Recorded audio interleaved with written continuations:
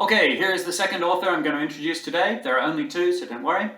This is John Rawls, great liberal philosopher of the 20th century, author of, his major work was The Theory of Justice, I think in the early 1970s. And he produces the following very valuable hypothetical illumination of why we might, for quite pragmatic and logical theoretical reasons, promote equality within a liberal society or within a just society of any sort. So he says, if you were asked to design a society from behind a veil of ignorance, not knowing what position you would occupy within that society when you entered it, what sort of society would you design?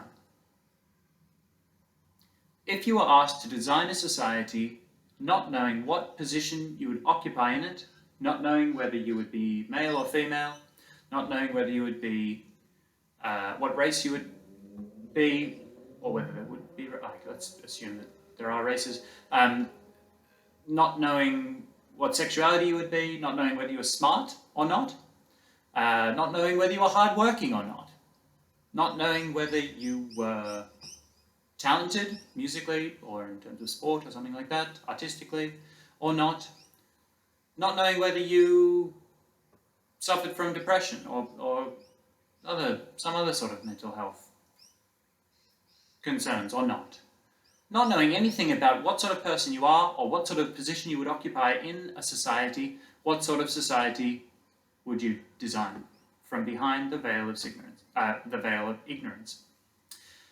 And obviously, I guess our first thought is, well, I could design a society that was incredibly inequitable. I could design a society where one person had all the money and everyone had to obey him or her.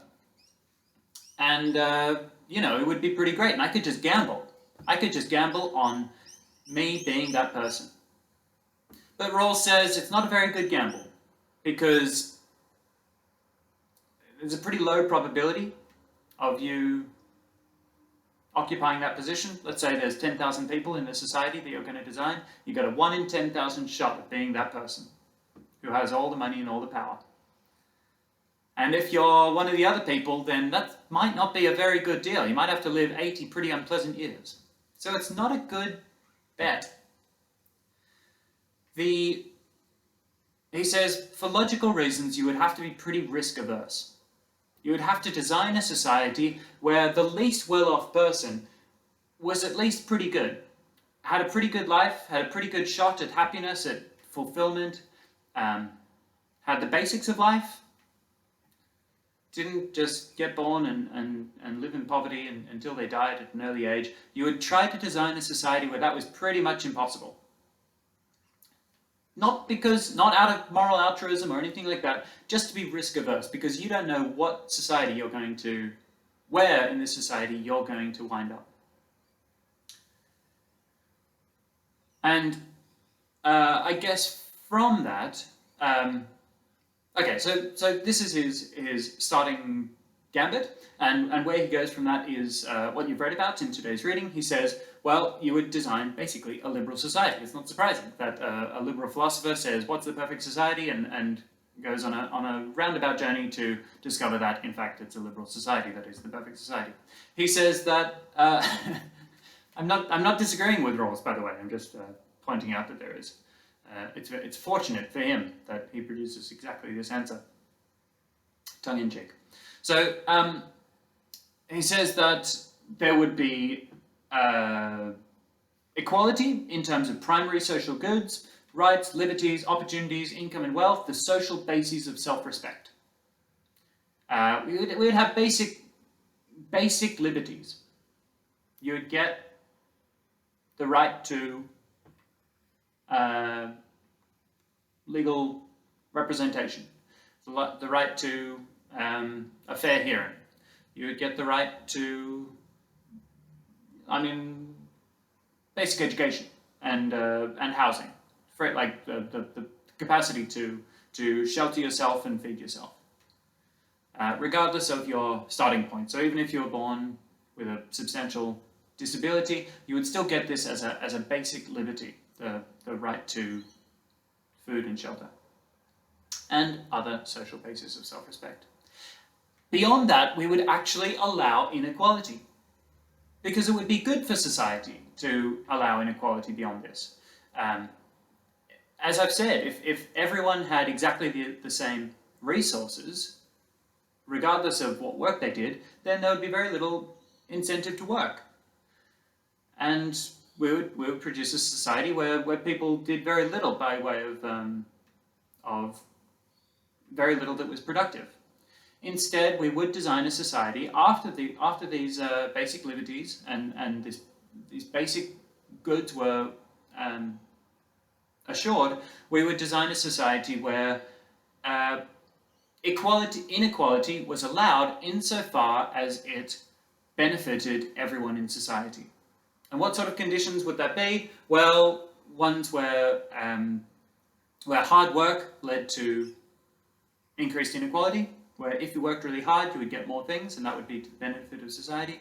Where inequality born of innovation, if you came up with a very good idea and increased productivity in some way, then it might be to the benefit of society as a whole. If we allowed you to get the benefits of your wonderful new invention, even if it meant that you got a little bit richer than the rest of us. So he says you would get a basic set of rights, and then we would allow inequality insofar as it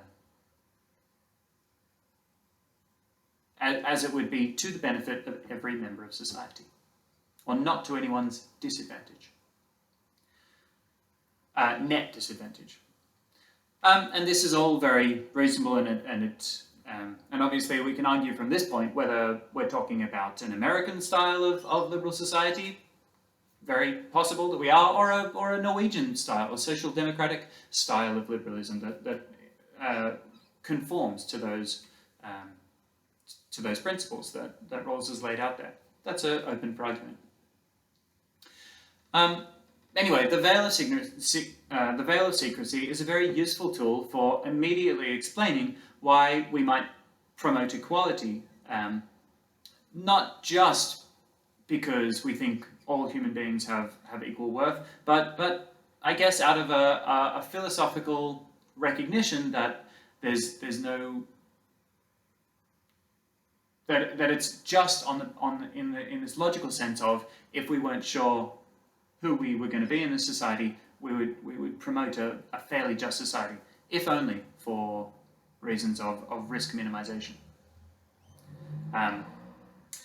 Okay, the other really valuable concept that Rawls produces is a new statement of what articulates very nicely what the liberal problematic is, what the central concern that liberal philosophy aims to resolve is, liberal philosophy aims to resolve is, and that is the maximization of the rights of the individual. And instead of thinking about what I'm diving off here is the fact that we've come up with a number of central problematics to society so far.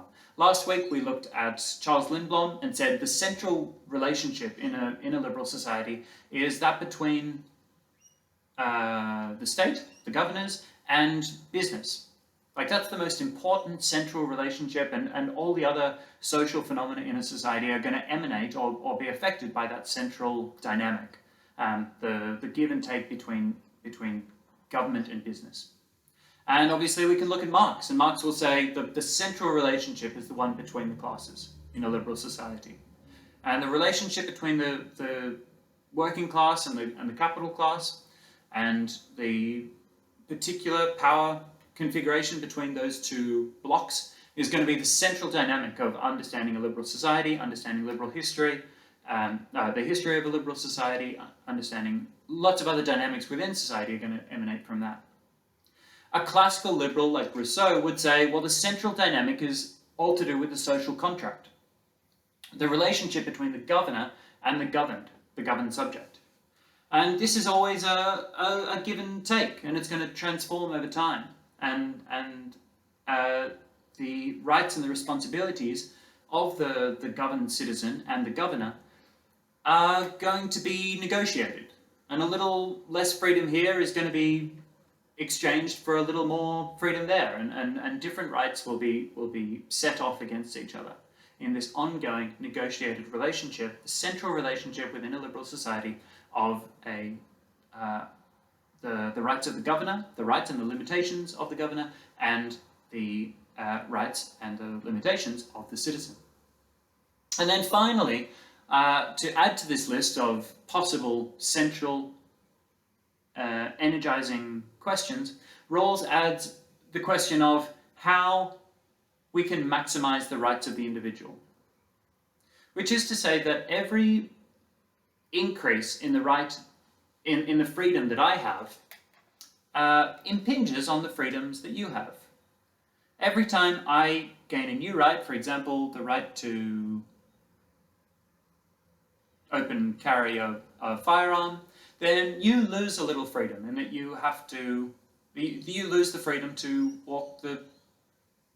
walk around in public with the certainty that there's no one that could possibly murder you at a whim, at a moment's notice.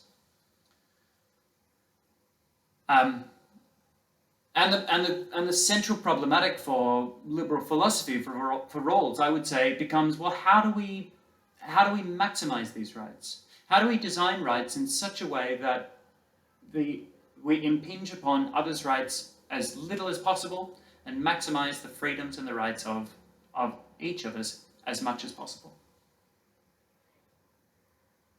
And that, I think, is also an important and an interesting question for thinking about what it is that we're trying to achieve with liberalism, and how we discuss and how we debate and how we go forward from here.